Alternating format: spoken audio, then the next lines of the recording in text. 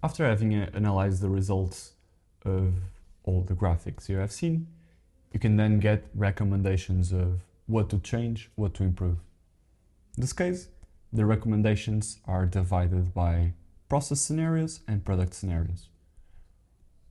What essentially this is a set of recommendations for specific processes and what they should change in order to get lower results in the emissions of the process. So in this case, you get 4 scenarios that are feasible. If you click on View Details, you can see a recommendation to optimize the energy efficiency in the drying and baking sub-processes. Why?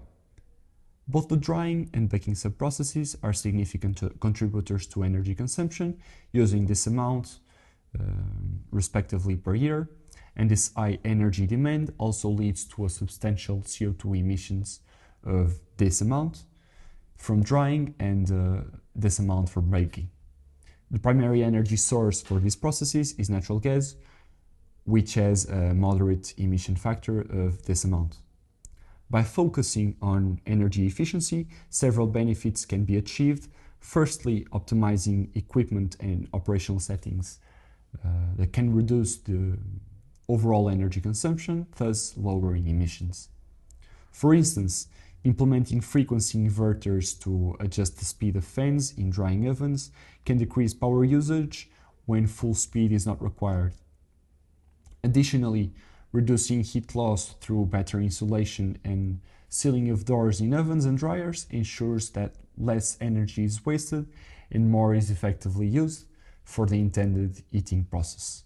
Secondly, considering switching to a more renewable energy source can significantly decrease the environmental footprint.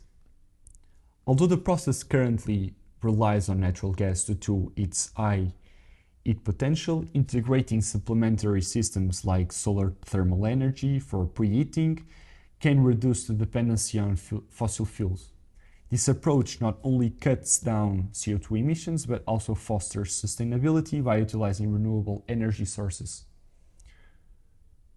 Furthermore, regular maintenance and calibration of equipment ensures they operate at peak efficiency, preventing unnecessary energy wastes. This is essentially a description of the overall recommendation, just for you to get a grasp of what this platform can do.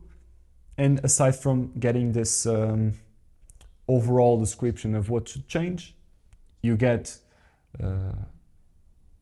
as the word says, scenarios, and you can see the actual changes in quantity and see the exact same graphs you saw in the previous video, but assuming this change has been implemented.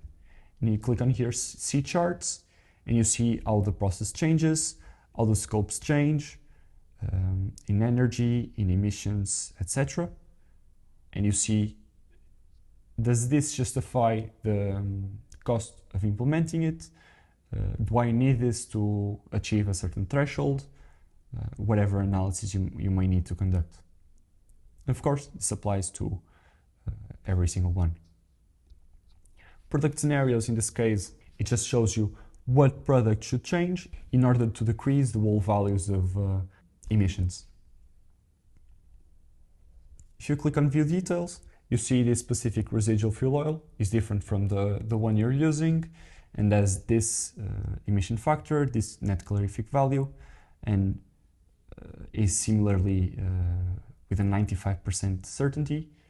And of course, you can see the exact same scenario with this change implemented, and if it's better or worse. In this case, I only have product scenarios for this primary energy. The AI was not able to find any matches for the waste in its internal database, so it cannot, in this specific case, give a recommendation on the other things you're using. Suppose you have doubts of the information derived, you cannot completely understand the specific value, you cannot completely understand certain interactions, you can have a question answering system. I have already here created a question for you to see. where I ask, tell me how is honey used.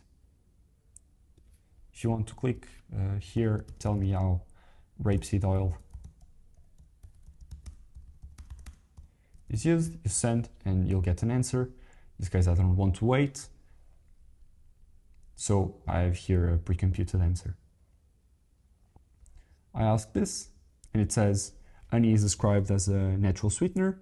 The data indicates that 100 kg honey is used per year and the quantity is not estimated, so it is a precise measurement. And then essentially it answers the question.